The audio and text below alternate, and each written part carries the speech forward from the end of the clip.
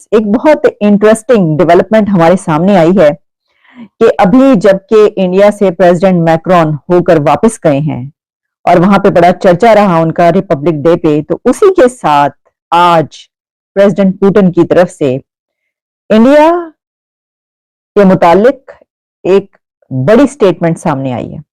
President Putin ने India की आजाद foreign policy, India की लीडरशिप, इंडिया की इकोनॉमिक ग्रोथ और इंडिया की ऑनेस्टी की इतनी तारीफ की है कि सिर्फ एक नुक्ते पे उन्होंने कोई बात नहीं की, बल्कि लंबी चौड़ी गुफ्तगू की है। और प्रेसिडेंट पुतिन ने इंडिया की ये तारीफें किससे की हैं, किसके सामने की हैं? स्टूडेंट्स के सामने।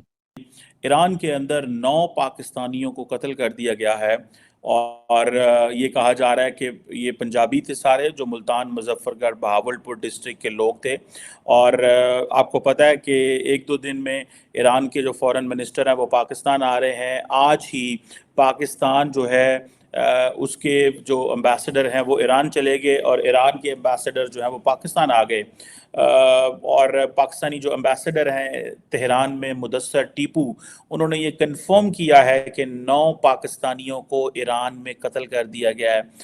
आपको पता है कि ये एक लार्जर जो पॉलिटिकल सिक्योरिटी एनवायरनमेंट है खित्ते का, उसको ख़राब करने की कोशिश की जा रही है। इंडिया के 75th रिपब्लिक डे पे जिस तरीके से हमने देखा, जैसे कहते हैं रोड शो, कभी कहते हैं कोई शो, लेकिन हमने देखा वुमेन शो, वुमेन एम्पावरमेंट के हवाले से मुख्तलिफ स्टेट से खवातीन वुमेन आई, उन्होंने अपने कल्चर को रिप्रेजेंट किया, ना सिर्फ कल्चर को बल्कि वुमेन एम्पावरमेंट के हवाले से भी बात की। दोस्तों, हमारे साथ इंडिया से जो है सिख ब्रदर भी यहाँ पर मौजूद है। वापस जा रहे हैं इंडिया? हाँ जी, हाँ जी। कैसा एक्सपीरियंस रहा पाकिस्तान में? बहुत अच्छा लगा। स्पेशल पंजाब में ऐसा लगा कि जैसे हम एक परिवार हैं और कोई मतलब कुछ चेंज नहीं लगा, सारा कुछ सेम लगा। ठीक अच्छा। है। हाँ जी, हाँ जी। और आज रिपब्लिक डे भी है इंडिया में और हम वो सेलिब्रेशन देखने आए हैं, क्या कहेंगे इस दिन पे? मैं तो ये कहना चाहूँगा कि दुख के साथ कि भाई ये सब प्यार बढ़ाना चाहिए हमें, और जो भी हमारी अपर कास्ट या गोरों ने दीवारें खींची हैं हमें निकाल देनी चाहिए। बिल्कुल सर, एक नैरेटिव सेट किया जाता है कि इंडिया और पाकिस्तान के लोग जो है एक दूसरे से नफरत करते हैं। आप पाकिस्तान में रहे, बताएं पाकिस्तान की जानिब से आपको किस तरह से ट्रीट किया गया, कितनी मोहब्बत मिली, किस तरह से आपके ये कितने दिन आपने यहाँ पर स्टे किया, कहाँ कहाँ घूमे, ज़रा बताएं। मुझे नहीं लगता लोग नफरत करते हैं, क्योंकि हम एक ही खुदा के इंसान बच्चे हैं। सो ये कुछ हमें डाल दिया जाता है, जनरेशन टू जनरेशन आ जाता है, हमारी फितरत है इंसान की, और मैं चाहता हूँ कि ये हट जाए।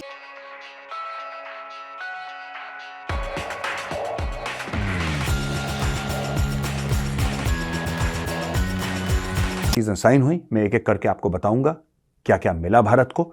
लेकिन जहां तक हथियारों की बात है या जहां तक टेक्नोलॉजी के प्लेटफॉर्म्स की बात है, सबसे बड़ा जो सिग्नेचर हुआ है वो 2 आइटम्स पे हुआ है। पहला है H-125। दोस्तों, ये मल्टी यूटिलिटी एक हेलीकॉप्टर है, और इसके पहले कि मैं इस हेलीकॉप्टर के बारे में बताऊं और आपको यह बताऊं कि इससे हमें क्या फायदा होगा, आप बोलेंगे साहब हेलीकॉप्टर तो हेलीकॉप्टर है। नहीं, इसमें मैटर कुछ और है। आप सबसे पहले देखिए ये छोटा सा वीडियो।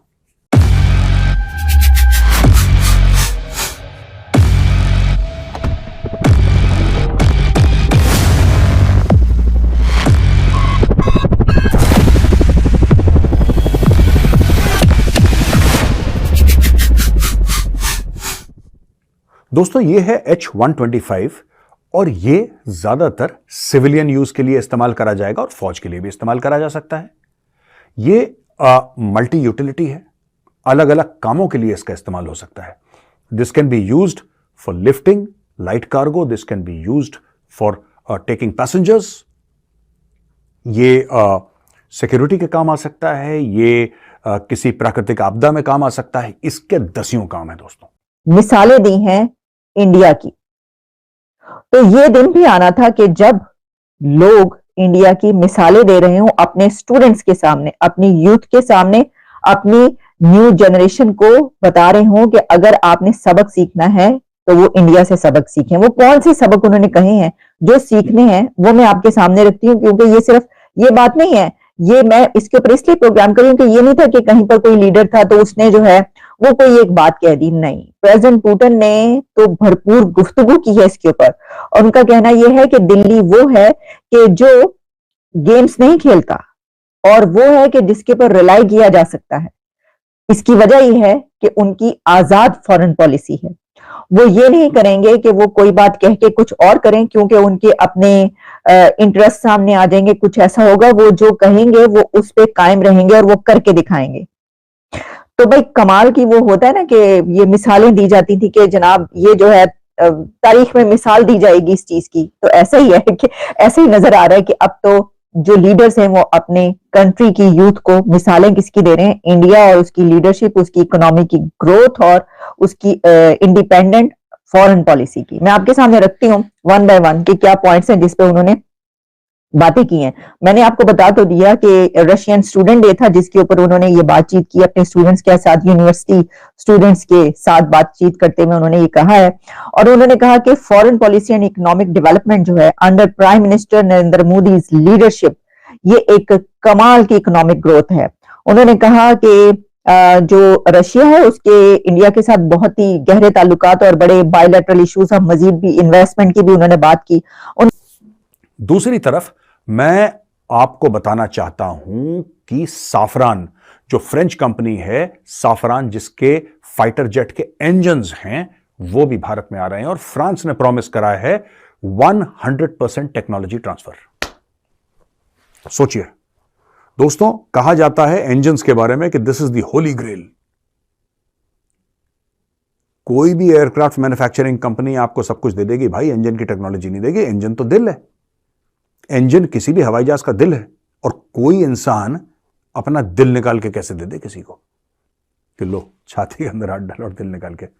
एक आपको ऐसी मुहावरतन बात बोल रहा हूं, लेकिन फ्रांस ने काम कर दिया। फ्रांस ने बोला 100% टेक्नोलॉजी ट्रांसफर। साफरान है क्या, और साफरान कौन कौन से मिलिट्री जहाजों को आज की तारीख में पावर करता है, उसके लिए देखिए ये दूसरा वीडियो।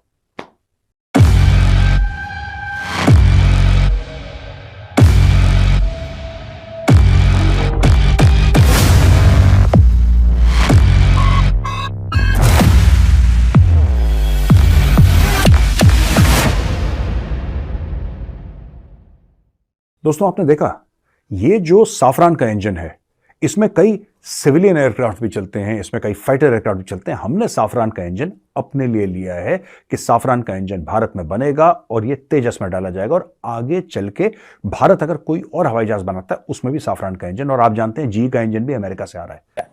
और अगर हमने इसको ना देखा, ना ध्यान दिया, तो चीज़ें हमारे कंट्रोल से चली जाएंगी। आपको याद होगा कि बलूचिस्तान की एक बलोच यकजहती कौंसिल के कुछ लोग इधर इस्लामाबाद में धरना दे के गए थे और उन्होंने यहाँ पे कहा कि जो बलूचिस्तान में लोग मारे गए हैं, जिनको पाकिस्तान ने एयर स्ट्राइक के ज़रिए मारा था, वो लोग बेसिकली बलोचों के ही थे। यानी कि वो बलोच जो बलोचिस्तान से गए हुए हैं उन्हीं को पाकिस्तान मार रहा था वहाँ पे। सो वो कह रही थी ये खुश होने की ज़रूरत नहीं है, यहाँ पे भी जब ईरान मारता है तब भी बलोची मारे जाते हैं, जब ईरान के अंदर पाकिस्तान मारता है तो तब भी बलोची मारे जाते हैं। सो ये बात उन्होंने की, जिसको जारी बात है बड़ा शोर उठा, बड़ी बात हुई उस हवाले से। और उन्होंने कहा कि जिसको पाकिस्तान ने स्ट्राइक किया ईरान के अंदर वो भी बलोची ही हैं। सो एक तो ये चीज़ हो गई। अब उन्होंने जारी बात है वो यहाँ पे धरना दे रही थी, वो धरना दे के चली गई हैं और शायद उसकी वजह ये थी कि एक लार्ज स्केल लेवल पे बात पाकिस्तान में ये हो रही थी कि क्योंकि पाकिस्तान ने बलूचिस्तान के अंदर दहशतगर्द जमातों को मारा है। और सुनने में आ रहा था कि ये जो धरना देने वाले लोग थे, इनके अंदर कुछ लोग ऐसे थे जिनका ईरान में कांटेक्ट था।